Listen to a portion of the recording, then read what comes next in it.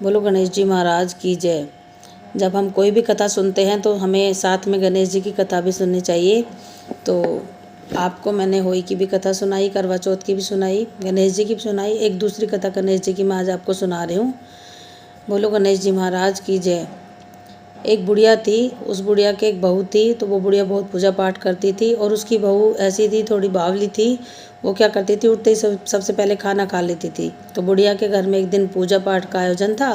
तो बुढ़िया ने सोचा कि ये बहू तो उठते ही खाना खा लेगी तो मेरी पूजा अधूरी रह जाएगी और भाई सारा खाना झूठा हो जाएगा। तो वो क्या करती है, एक मटके में छेद करती है और बहू से बोलती है, तू सुबह उठते ही खाना खाना मत करने लगता, सबसे पहले तू जाके घड़ा भर ला पानी का और क्या नाम है, फिर उसके बाद से तू जो तेरा मन हो खा लेना। बोली ठीक है मम्मी।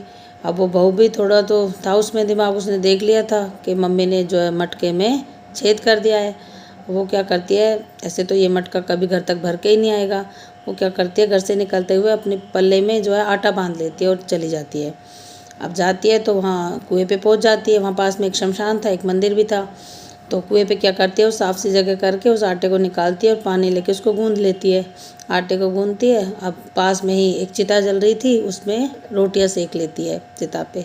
अब सेक के अब सोचती है इनको खाया कैसे जाए। पास में मंदिर था गणेश जी का, गणेश जी के पास पहुंच जाती है।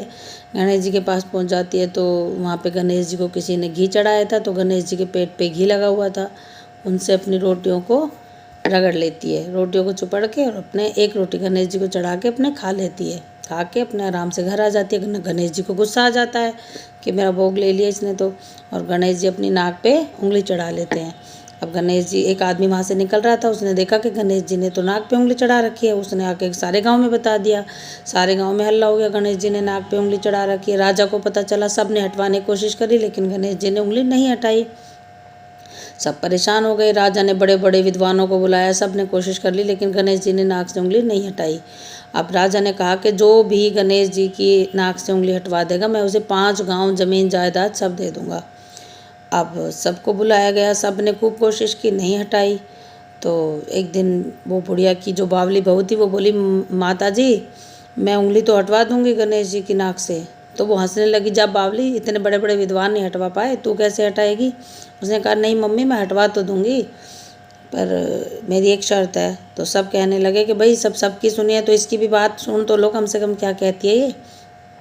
बोली मैं हटवा दूंगी लेकिन मेरे घर से लेके और गणेश जी की मंदिर तक पर्दा लगना चाहिए। बोले ठीक है, पर्दा लगवा देते हैं। अब वो क्या करती है, जब घर से निकलती है ना तो अपने पहले क्या था, दामन पहनते थे, वो दामन पहन रखा था। दामन में क्या करती है, घर से जब निकलती है तो थपकी छुपा के ले जाती है, जिससे ना कपड़े कूटते थे। अब पहुंच जाती है गणेश जी के मंदिर में और वहाँ जाके पर्दे के पीछे वो किसी को दिखती तो है नहीं। वहाँ जाके गणेश जी को बोलती है, गणेश जी एक बात बताओ, मैंने आपका क्या बिगाड़ा जो आपने उंगली नाक पे चढ़ा ली। मैं आटा लाई अपने घर से, पानी लिया मैंने कुएं से, आपका थोड़ा सा घी ले लिया तो आपको इतना बुरा लग गया। तो अब गणेश जी तो बोले, गुस्सा तो थे ही वो, बोलने लगी या तो इस उंगली को नाक से हटा लो, नहीं तो ये लाई हूँ मैं थपकी सोटा, अब मार दूंगी। अब गणेश जी ने सोचा ये तो बावड़ी है, जब तेरा घी खा सकती है तो ये सोटा भी मार सकती है, कुछ भी कर सकती है। अब गणेश जी ने डर के मारे अपने नाक से उंगली हटा ली। अब हटा ली तो राजा ने देखा कि भाई हाँ इसके कहने से हटा ली, और भाई सब ने उसकी जय जयकार करी। राजा ने उसको खूब जमीन जायदाद और 5 गांव उसके नाम कर दिए, खूब धन धान से उसके भंडार भर गए। तो कहने को तो वो बावली थी, उसने गणेश जी की अपमान किया था, पूजा नहीं की थी, लेकिन गणेश जी क्या है, भाव के भूखे थे। उन्होंने उनके पेट से बेशक लिया लेकिन उसको वो उसका नाम करना चाहते थे गांव में, और गणेश जी को उसने भोग के लिए एक चढ़ाई थी। तो गणेश जी भाव के भूखे होते हैं, जो थोड़ी सी पूजा से ही प्रसन्न हो जाते हैं। तो जैसे उस बावली बहू को, उस बुढ़िया को गणेश जी ने खूब अंधन से भंडार भरवाए, ऐसे ही गणेश जी सबके अंधन के भंडार हमेशा भरे रहना। जय हो गणेश जी महाराज की।